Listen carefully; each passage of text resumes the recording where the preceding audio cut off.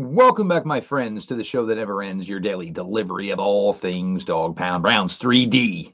Brought to you now here on the OBR, and of course, represented by State Sharpening Mower Sales and Service. I am your host, Jeff Lloyd. We appreciate all of you who make Browns 3D part of your rotation. Of course, we are thankful to everybody who has been making the video content here on YouTube. Make sure you're subscribed. And of course, over on Twitch, a big part of your daily routine. You guys really been coming out in full force. We could not be more thankful for all of you for doing that. So again, appreciate you all. Make sure you're checking out the written content. We got daily mock drafts from all of our writers here. A lot of free agency coverage from Jack Duffin, Pete's work, Barry's work, Fred's work, Jacob's work. Tons of stuff to have your eyes and ears on here over at the OBR.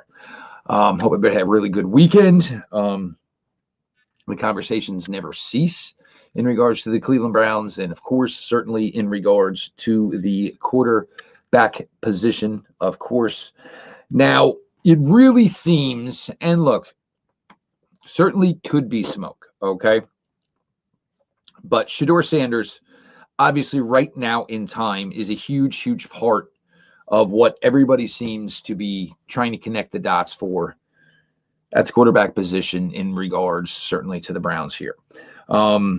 Will be the first official top 30 visit, will be here March 4th. So after the combine, Shedeur Sanders will make his way to Cleveland for certainly a top 30 visit. Again, is it smoke? Is it not? That's still to be determined. Certainly, we're going to have this free agency run of quarterbacks as well. Talking with, the people I trust in regards to Tennessee Titans coverage, it seems for a lot of them, they truly feel that, and this is as of now, of course, Cam Ward would be the number one overall selection. I've seen a lot of discussions in regards to Tennessee and, maybe them trading out of number one. 2 years ago, the Tennessee Titans hired a GM. They drafted Will Levis. Last year, they hired a new head coach. They stuck with Will Levis. They have now moved on and hired yet another general manager. When are the Tennessee Titans going to take the quarterback? Is my question. Are they maybe not satisfied with Cam Ward or Shedeur Sanders? That is certainly possible. But I see a lot of people suggesting that the Titans, could just trade with the Giants and allow the Giants to come get Shedeur Sanders.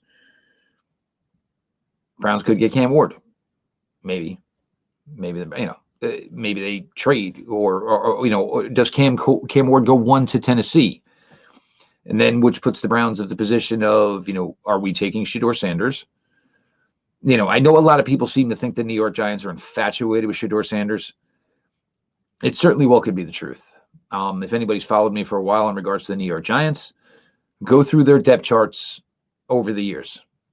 Go back 20 years, go back 30 years, go back further. And look at who the quarterback one has been for the New York Giants, and you will understand why my belief is, until it changes, I'm not sure the New York Giants might be infatuated with Shedeur Sanders as much as some people believe. Does Tennessee go free agent quarterback, which could change everything? And I don't want to say, top options. Not sure there's top options here when we're discussing this free agent quarterback class, just like, we feel like the rookie quarterback class certainly has its warts. But I do have a hard time believing, because the Browns have to take a quarterback. Okay. Why don't the Tennessee Titans have to take a quarterback? That's the part I don't get. Titans are on their second GM in 3 seasons, second year with their head coach. Are they going to give Callahan an opportunity here? Or is he going to get to pick his guy? I mean, you got number one. You're literally at number one. Are they going to draft yet another offensive lineman? Another left tackle guard project that probably plays guard, because it's kind of what they've been doing here the last couple of years. I just don't know how Tennessee does not go quarterback at 1. And judging by the guys I trust who cover the Tennessee Titans, they all seem to believe that it would and should be and will be Cam Ward that goes 1 overall. Now, Shedeur Sanders, and look, I have been on record that I'm not sure this is the route I would go. I understand that Kevin Stefanski and Andrew Berry are in a lot different position than I am. I do believe that there is a huge belief that in recent years, the Cleveland Browns were trying to get more of a modern day quarterback. And when I say modern day, I mean a guy with good athleticism. I don't want to say elite athleticism, the Lamar Jacksons of the world, the Josh Allens of the world, but I want to be able to say difference-making athleticism. Certainly was part of the investment in a Deshaun Watson. The Browns were hoping they were getting a guy who could, certainly can contribute with his legs. Didn't really get that, but, Deshaun wasn't able to do, what he was able to do throwing the ball, which, wasn't really going to put the fear of God in anybody, what he could do with his legs. But look, some of the other moves they made. Josh Dobbs, the drafting of DTR. Huntley, another one. The only 2 guys that were kind of part of this that weren't really athletic were Joe Flacco, and that was just a back against the wall move. And Jameis, and I think Jameis was we think if everything goes right, Jameis, with his lack of mobility, could certainly help us throwing the football. But I do believe there was a huge impact, huge, belief in the Browns that they were trying to upgrade the athleticism at the quarterback position.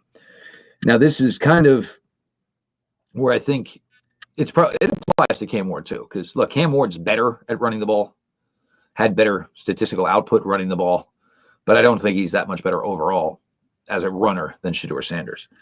Shedeur Sanders, there was, a couple of glimpses, of him being able to use his legs for success at Jackson State. There was a couple of nice runs at Colorado. Again, I told you, an alarming amount of negative yards. A college quarterback should have positive yards. I understand college football sacks go against your rushing total, but you should still be able to do enough with your legs that you find a way to be in the positive. Shedeur was not. He was highly in the negative. So now, that's not to say that Shedeur doesn't have enough athleticism. But as, I've been speaking for a long while, and Pete Smith even longer. The question, and one of the biggest things when you were trying to talk about these guys and evaluate them and trying to take them from college player to pro player, it can't be, it's got to be a proven fact. We always go back to a few good men. It's not what I think, it's what I can prove. And in regards to Shedeur Sanders, there is not enough proof that he gives you NFL-type athleticism at the quarterback position. For me, I really think he should run the Indy. Get it out of the way. How fast are you? Do your agility tests. We want numbers. How athletic are you? Because if I see some decent numbers, then I can believe, he really, really just had a terrible offensive line. He had no protection at times, which is true. These are all true. But it doesn't, the fact that he had a poor offensive line and it was hounded badly at times, that doesn't automatically say that Shedeur has the athleticism that is needed. There's no evidence on tape. We can get some evidence through athletic testing numbers. We can. You're starting to see some people kind of fawn a little bit over the film. And, when Shedeur gets a pocket, gets the protection he needs, and, I know there's more who kind of been throwing this comp around. Thor Nystrom, guy I absolutely love, truly passionate about this business. And Drew Brees. You watch the physical throwing, and you watch the ball in the air, you watch the ball on tape, and a lot of Shedeur's throws look extremely similar to what you saw from Drew Brees. A lot of people trying to say, Drew Brees sucked and it didn't well. The straws you'll all go. the Browns are going to end up taking a bunch of quarterbacks. They might sign 2 veterans. They might draft 2 rookies. None of them might appear that they'll be the long-term option for the Cleveland Browns. Just going to have to wait and see. We're going to continue on here. Certainly lots to talk about here, Cleveland Browns wise. Appreciate everybody, obviously, for being a part of the daily, the streaming content we're giving you here at the OBR. We've been talking now for a couple of weeks and really, really appreciate the fine folks over at State Sharpening Mower Sales and Service in Broadview Heights. If you're local to the Cleveland area, they are your one-stop shop for all things lawn equipment. Listen, you want to spend your Sundays watching the Browns, not cutting your grass. Let the guys at State help you get your weekend back. They specialize in both residential and commercial equipment for Toro. The brand professionals have counted on for more than 100 years. Whether you're looking for a new, dependable, time cutter, zero-turn, genuine Toro replacement parts, or expert service from experienced technicians who keep your mower in peak condition, State has got your back. They are veteran-owned. The Kane family are lifetime Clevelanders. They are lifetime Browns fans and huge supporters of us here over at the OBR. Again, if you're local to Cleveland, State Sharpening Mower Sales and Service in Broadview Heights is your hometown team for all your lawn equipment needs. All their info is at statesharp.com. That is STATESHARP.com. So if it is Shedeur, and look, again, I'm not trying to say it's the way I would go, but I am like so many of you. I just want to get it right. I want the guy. So I don't care who he is. I don't care what his name is. I don't care. None of that.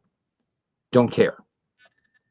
I want this team to get their franchise guy and find a way where we don't have to say for the next season after season, 3 years, 4 years, 5 years, any of that nonsense.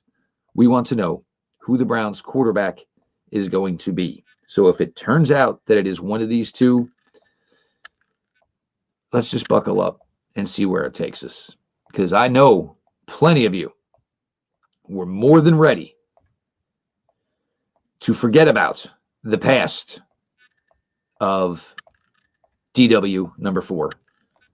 I think many of you were ready to hopefully have him be the guy and let your fandom lead the way, which is more than okay. It is. Now, we got Combine coming up, starting, I guess, the 27th. So I believe that should be a week from Thursday. Those of you who are not fans, I'm sorry. Me personally, I absolutely love the NFL Combine. It's one of my favorite events of the year. I just, there's so much on the line for these guys, the opportunity for these guys to achieve their dreams, their goals, and all of these things. It's one of my favorite things.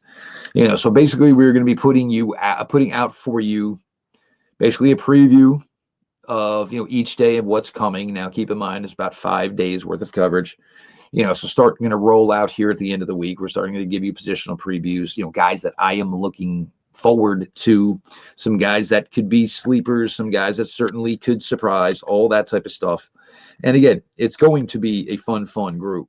I'm going to start talking here just a little bit. And there's, 2 positional groups that I think where the Browns really, really have an opportunity to find themselves a playmaker. And if you've been following along from the daily mock drafts, and it's Brad Ward, it's Brad Stainbrook, of course, Jacob is involved as well. And trying to think here, I don't want to miss anybody. Casey Kinnaman, of course, everybody has got their hands in here. Michael Keefe as well, putting out these days. So you should know some of these names, certainly at the tight end position.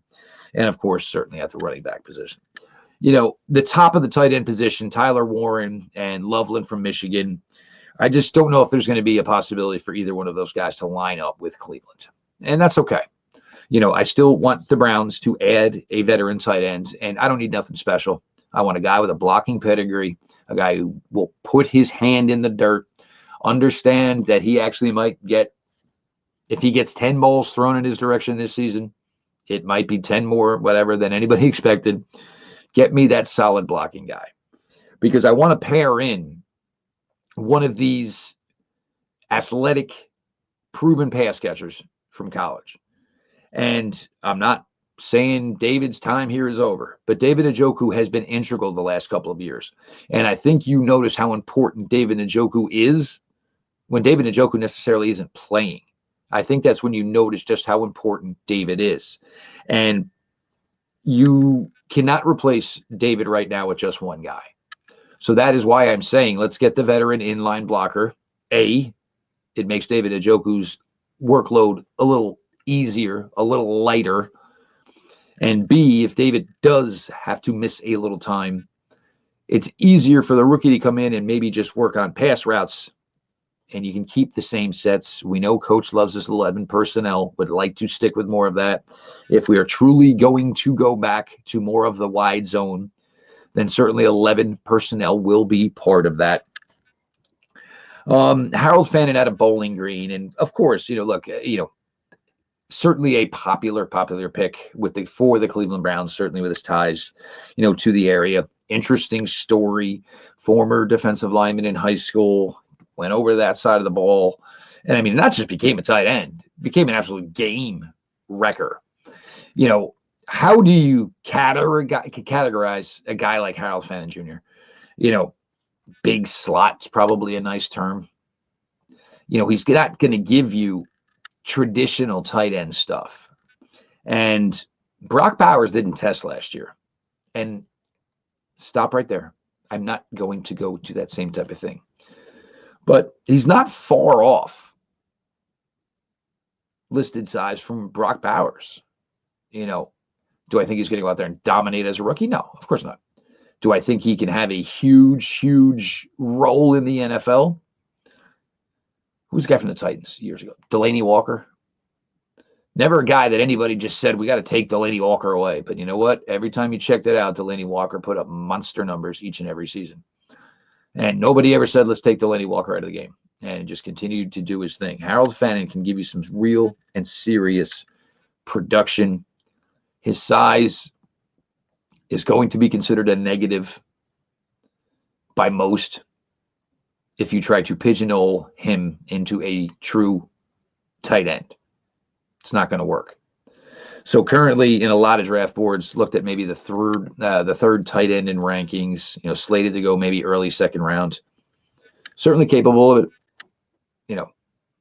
I think agility numbers would certainly, give a better tell of the tale, so to speak. Mason Taylor really, really, in my opinion, doesn't get talked about enough. The athletic gene pool, obviously. His father, his mother, Zach Thomas's, Hall of Famer Zach Thomas's little sister. So he comes from NFL Hall of Fame stock on both sides, like the movie Twins back in the day. He is, by all means, the Arnold Schwarzenegger, and not the crap that was left over that became Danny DeVito. This guy comes from NFL stock on both sides, his mother's side and his father's family as well. Really think he's a guy who's going to have much better football in front of him on the NFL level. I really like Elijah Arroyo from Miami. Really, really like him. And it was really big that this year went the way it did for Elijah Arroyo. Had a lot of bad luck his first 3 years down in Coral Gables, Florida. Injuries, just not getting an opportunity. And certainly with the arrival of Cam Ward to Miami this year, the health and just hitting his physical peak, Elijah Arroyo, it really, really clicked for the two of them. We already know Arroyo's size, certainly because he was down at the Senior Bowl, and, a lot of people have him now. I think he's just cracking top 100s in, ranking he's cranking the top 100 in a lot of, many evaluators. We know he runs well. There was a time 21 miles an hour or whatever. So, I mean, this guy could legit have full legit tight end one size at 6'5", 250 and change, and the ability to maybe run on the 4.5s. This tight end class is insane.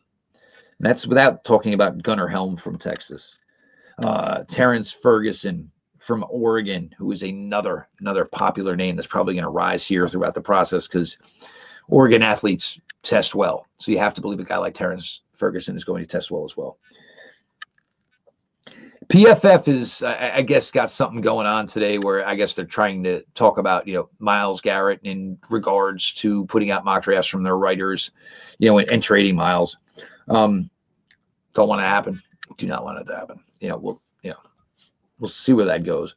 But somebody, because I retweeted one of the scenarios because I actually liked the way that I believe it was Jordan Plosher put together, his mock draft in the Myles Garrett trade scenario. So it basically was Shedeur Sanders at 2, and then Browns had a pick at 12, and people were suggesting, well, they should take Ashton Jeanty at 12. I don't think this team.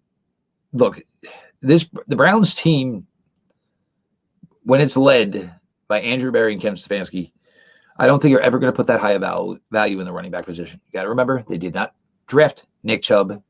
They did extend Nick Chubb after Nick Chubb showed to them just how integral he was to this team, to this locker room, to this city, and certainly to the football field.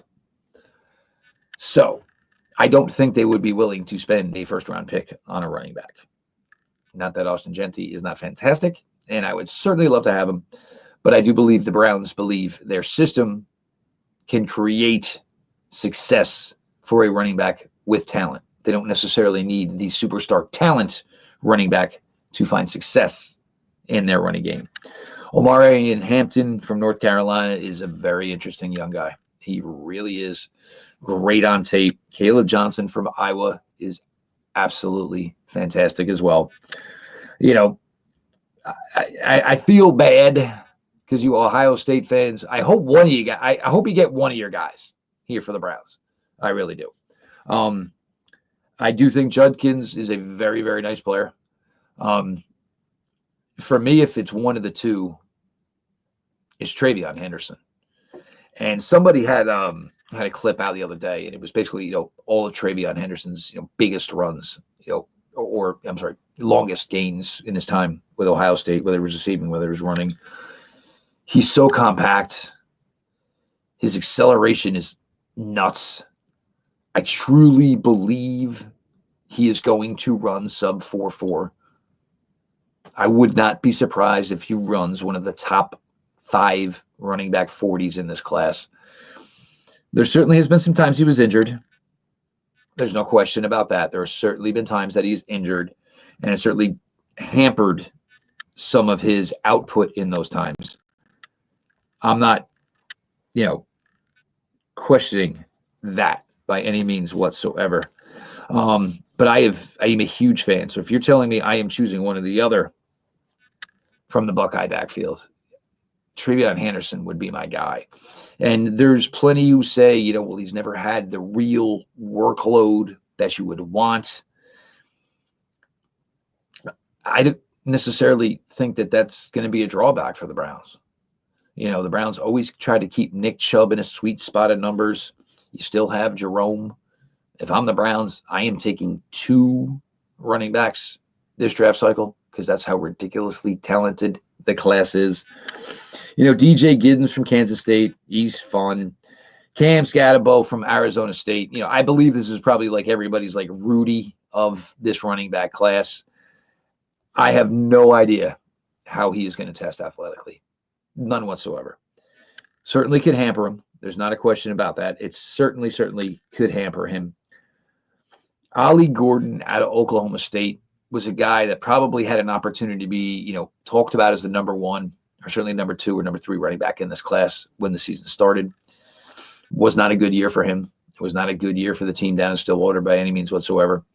But Ollie Gordon's first couple of years at Oklahoma State were nuts. They were bananas. They were really, really good. Unfortunately, he took a step back, has a chance to certainly regain, the momentum. Brashard Smith from SMU. It is extremely, extremely rare that anybody gets converted from wide receiver to running back. We've certainly seen a quarterback move to wide receiver. We've certainly seen a running back move to wide receiver. It is rare, extremely rare, that a wide receiver becomes a running back. And that is really what Brashard Smith did this year at SMU. And, I know it's SMU, but he did play in the ACC. Numbers were fantastic. And the appeal here and is, even if I want him to be more of a receiver than maybe a running back, he can handle 5 to 10 carries a game. Here's a guy that has, shown his ability as a receiver at 2 different schools, as an actual wide receiver, then at SMU as an actual running back.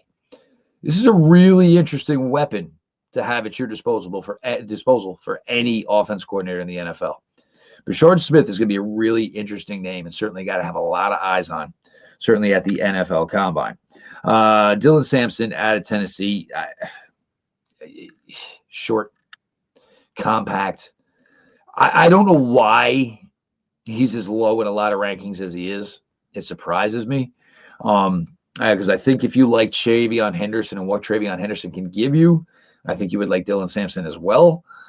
I think Sampson kind of gives you that same thing, maybe just that, and he had the big workload this year. So certainly another guy, Jordan James out of Oregon is a name that really picking up steam. Got a better chance to shine this year. Certainly did look good 2 years ago playing with Bucky Irving, who got drafted on day 3 and basically just blew it up in Tampa this year. So you got to think a lot of teams are really going to have their eyes on Jordan James, seeing if they can maybe get a Bucky Irving type presence. Devin Neal, the work, consistent. He's probably not going to blow away anybody in any way whatsoever testing. But when they get to the field, that is the stuff where everyone's going to kind of look at Devin Neal and say, well, all right, he's got some game. He gave Colorado all they could handle this year. Kept going to him, and he kept answering and punching the ticket on them. No doubt whatsoever. Donovan Edwards from Michigan is such a weird name at this point. All the hype in the world on the cover of the return of NCAA football, and certainly just did not go well for him. I love me some LaQuint Allen out of Syracuse. I will not stop talking about LaQuint Allen out of Syracuse. You want a day one ready receiver out of the backfield. LaQuint Allen will give you that. Could be your third down back from day one, even if he is drafted on day 3, where he's most likely slated to go. Damian Martinez from Miami. He's actually, for what he was always listed weight-wise, he actually is a guy who carries less weight than that. Speed guy. Could use a little more wiggle probably in his game, but make no mistake about it, Damian Martinez is certainly an interesting name. Now, we started this all off with that, it seems to be becoming a really, really popular thing to have, Shedeur Sanders tied to the Cleveland Browns. Could that be because he will be in town on March 4th? Possibly. Could it be because the Sanders name is just that electric that, people just want to, focus on that name because it certainly draws eyes and ears. I think in a lot of ways, Shedeur Sanders is a perfect fit for this team. I do have my doubts, and we'll see if they get changed at the Combine. If he does, in fact, do his agility testing, we'll see if it changes from his pro day, because I have a major question. And again, it's just because it isn't there on tape. Maybe Shedeur Sanders does have the type of athleticism that is needed to succeed in the NFL. It's not on tape, though. It's just not there. So I can see it. I can understand the million of reasons that would line up as to why Cleveland Browns would do it. But the lack of athleticism that I have not seen on tape certainly concerns me, as far as a guy who took too many sacks in college, and a offensive line that certainly could be new and, a unit that is, trying to find their groove in 2025. And also, not sure exactly what Tennessee's plans are, but you have to think Tennessee would be looking at a quarterback at number 1 overall as well. We've got a lot to get to. The offseason is about to really, really pick up, and I'm excited for it. Again, love this, the roster building, all of this stuff, combine, free agency, just brings out the little kid in me. Thank you, everybody, coming out here every night, checking out the Browns video content, certainly here on YouTube, over on Twitch as well. Make sure you're subscribed.